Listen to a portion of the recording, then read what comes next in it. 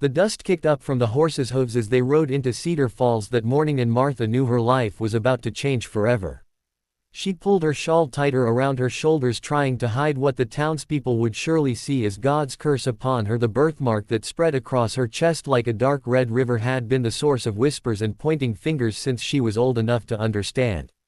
Her mother had died bringing her into this world, and the midwife had crossed herself when she first saw the mark. She said it looked like the devil's own hand had touched the child, and word spread through their small town like wildfire. Martha had grown up hearing the hushed conversations behind closed doors. The mark of Satan, they called it, a sign that she was touched by evil. Some said her mother had sold her soul to the devil and this was the price.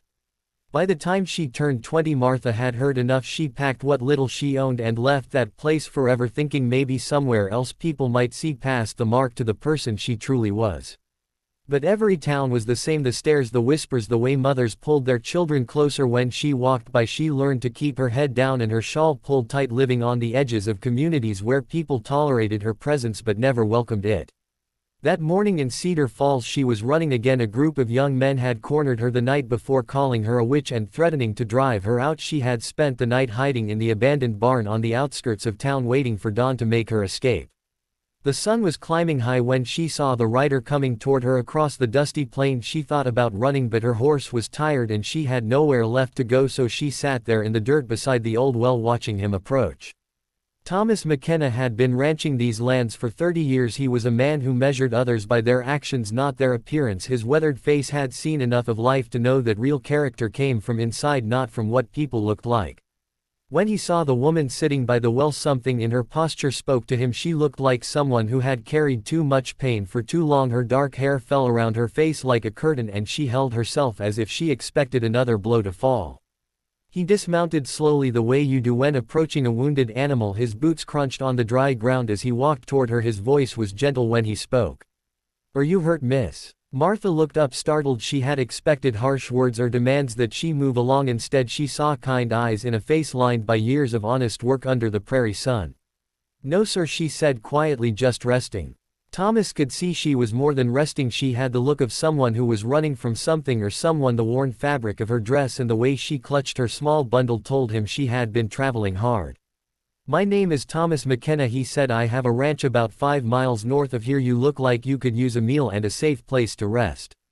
Martha stared at him. She had heard those words before from men who had other intentions, but something in his manner felt different. He kept a respectful distance and his offer sounded genuine.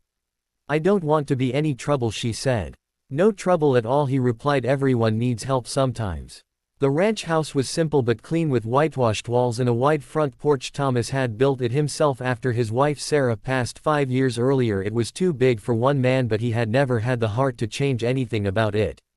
Martha sat at the kitchen table while Thomas prepared a simple meal of bread and stew. She watched his hands as he worked. They were the hands of a man who took care of things, who built rather than destroyed.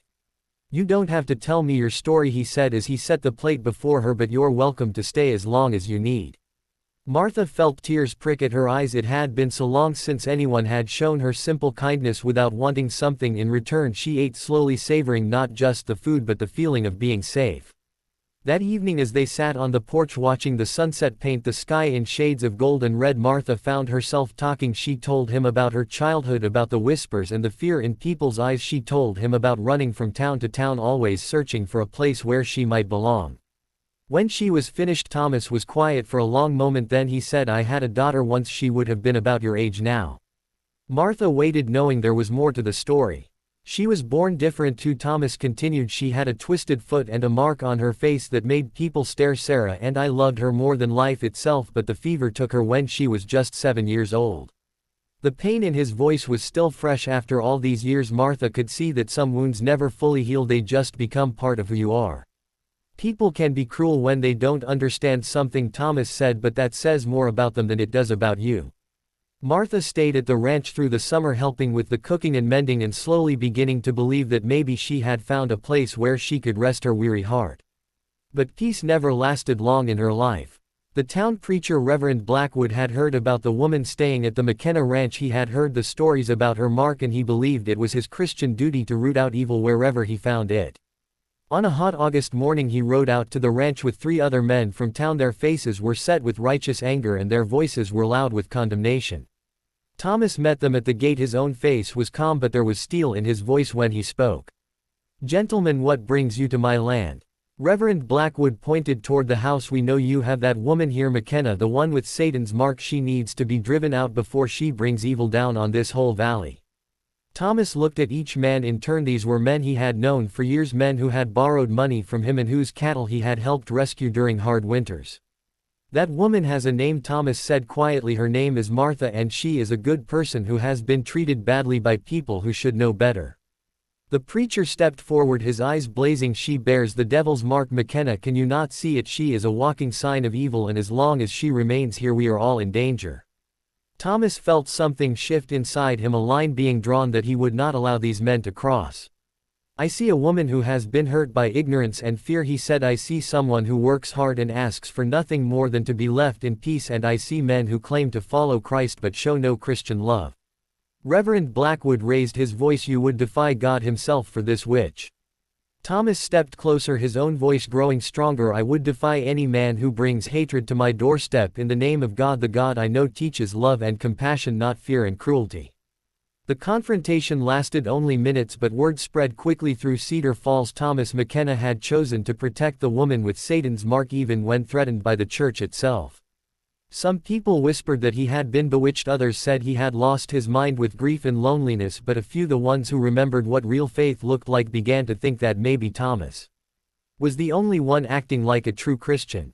Martha heard about the confrontation from the ranch hands. She knew what it meant. Thomas had risked his standing in the community, his business relationships, his very reputation to defend her. That evening she found him sitting on the porch as he did every night, watching the stars appear in the darkening sky. "You should not have done that for me," she said. Thomas looked at her and smiled, the first real smile she had seen from him since she arrived. "I did it for both of us," he said, "for you because everyone deserves to be treated with dignity, and for me because a man has to stand up for what he believes is right or he is not much of a man at all." Martha sat beside him on the porch steps, feeling something she had not felt since she was a small child. Before the world taught her to be ashamed, she felt like she belonged somewhere. The seasons turned and Martha remained at the ranch helping Thomas with the work and slowly healing from the wounds that years of rejection had left on her soul. Thomas never asked to see the mark that had caused her so much pain, and she never offered to show it. What mattered was not what was written on her skin but what was written in her heart, and Thomas had seen that from the very beginning. In time some of the people in Cedar Falls came to accept Martha's presence, a few even came to respect Thomas more for his courage in standing against the crowd, but there were always those who whispered and pointed and saw evil where there was only difference. Martha learned to live with that. She had found something more valuable than universal acceptance. She had found one person who saw her truly and accepted her completely, and sometimes that is enough to heal a lifetime of pain. Years later, when Martha would tell this story to children who came to the ranch with their own scars and struggles, she would always end it the same way. "Sometimes the kindest thing you can do for someone is to see them as God sees them," she would say, "not as the world has labeled them but as the person they truly are. And sometimes the bravest thing you can do is love someone the world has decided is unlovable." Thomas would nod from his chair by the fire, his weathered hands folded in his lap, his eyes still kind after all these years, and Martha would pull her shawl a little closer, not to hide any more but simply because the evening air was cool and she was home.